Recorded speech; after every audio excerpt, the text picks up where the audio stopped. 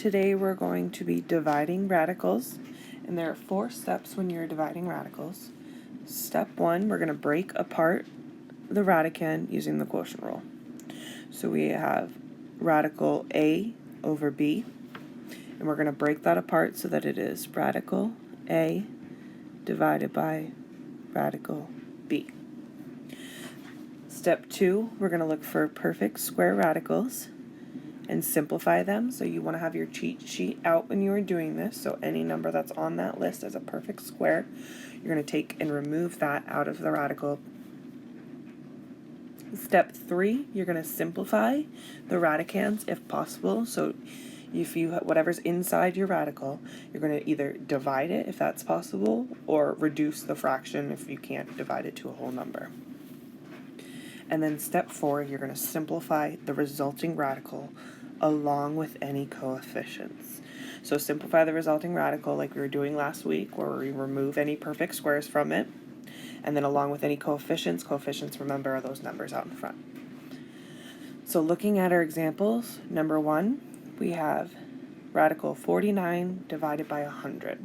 So step 1, I'm going to break it apart. So this is going to become radical 49 over radical 100. Step 2, look for my perfect square radicals and simplify them. So looking in my numerator, I have radical 49. 49 is a perfect square, so I'm going to simplify that and rewrite it as 7, because 7 times 7 gives me 49. Now looking in my denominator, I have radical 100. 100 is also a perfect square, so I'm going to rewrite that by simplifying as 10, because 10 times 10 equals 100. And then I'd have nothing left inside my radicals at this point, so I don't need to do step 3. And then simplify the resulting radical along with any coefficients. 7 over 10, or 7/10, cannot be simplified any further, so this is going to be your final answer.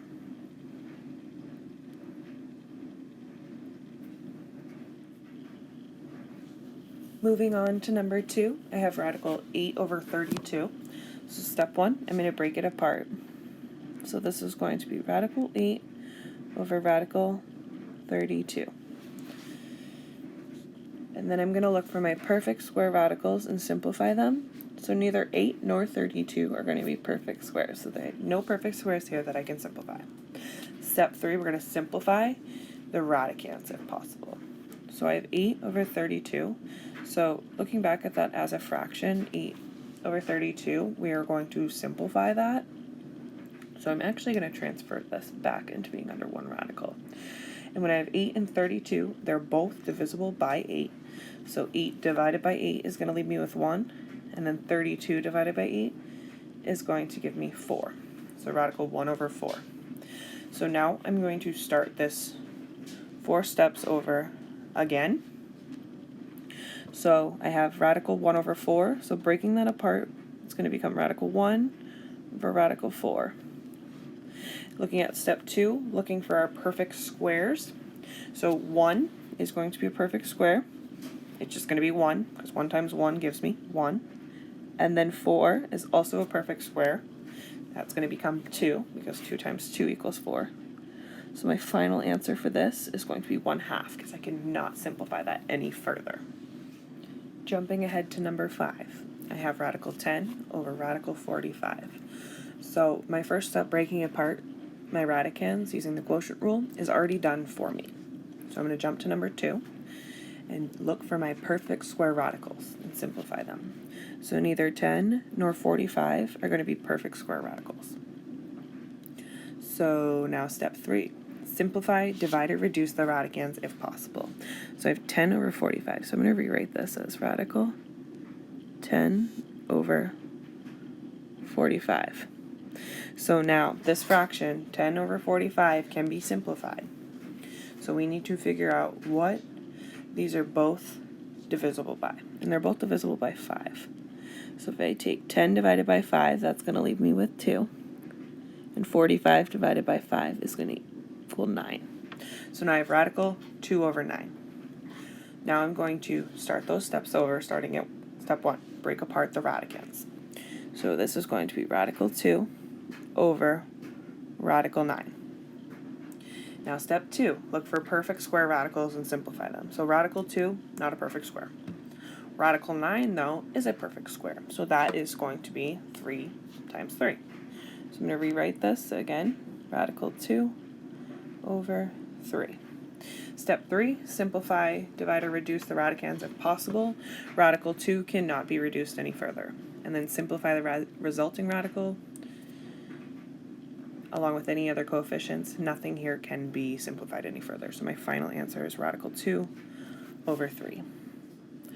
To be fully simplified means there's no radical left in our denominator. So sometimes this can occur when we're dividing. The process of eliminating the radical is called rationalizing the denominator.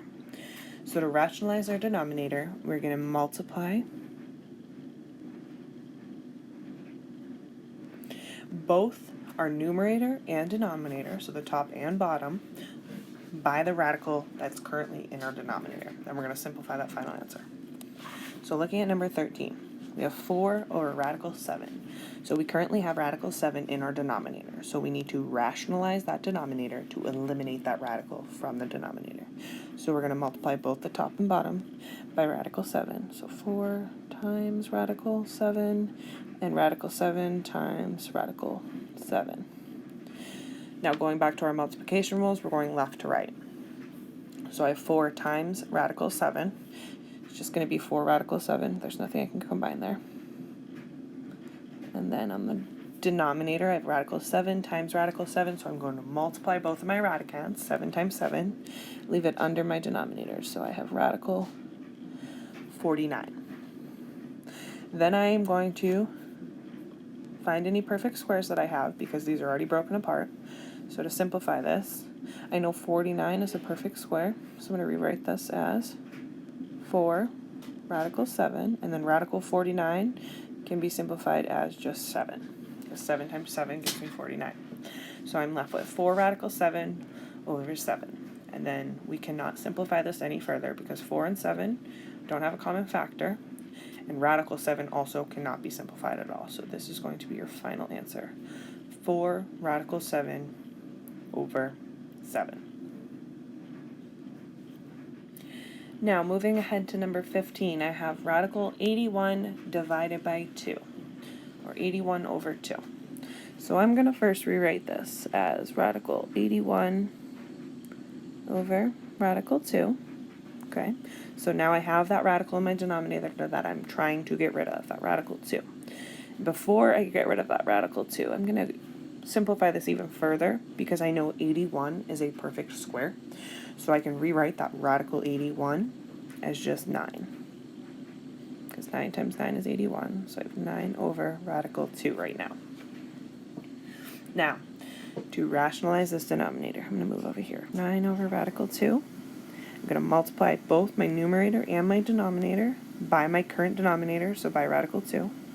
So times radical 2 times radical 2. So 9 times radical 2 is just going to be 9 radical 2. And then radical 2 times radical 2 is going to be radical 4 multiplying just our radicands, leaving it under that radical. 9 radical 2 over radical 4.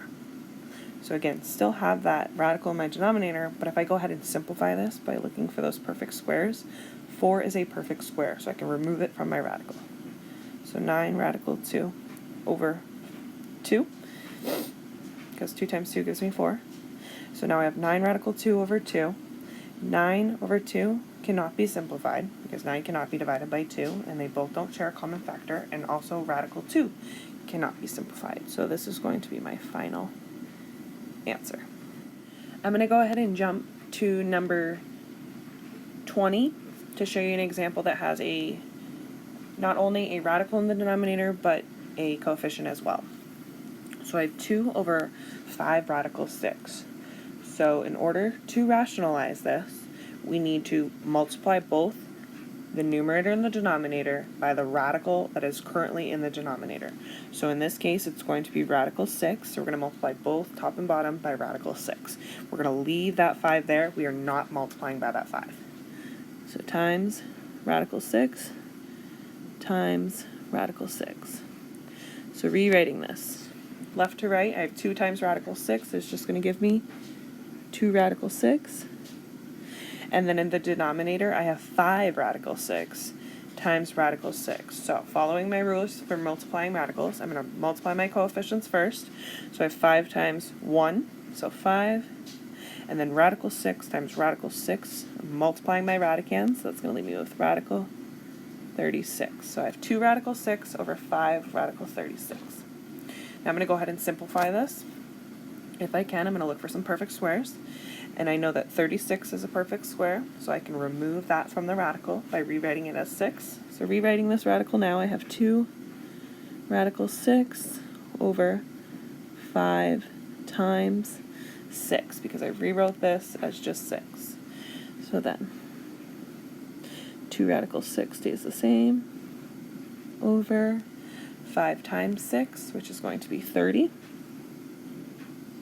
So I have 2 radical 6 over 30. And I can't simplify my radical 6, but I can simplify that fraction 2 over 30 because they are both divisible by 2.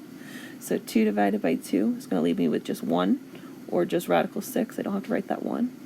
And then in the denominator, I have 30 divided by 2, or 15. So my final answer is going to be radical 6 over 15, because I cannot simplify that any further.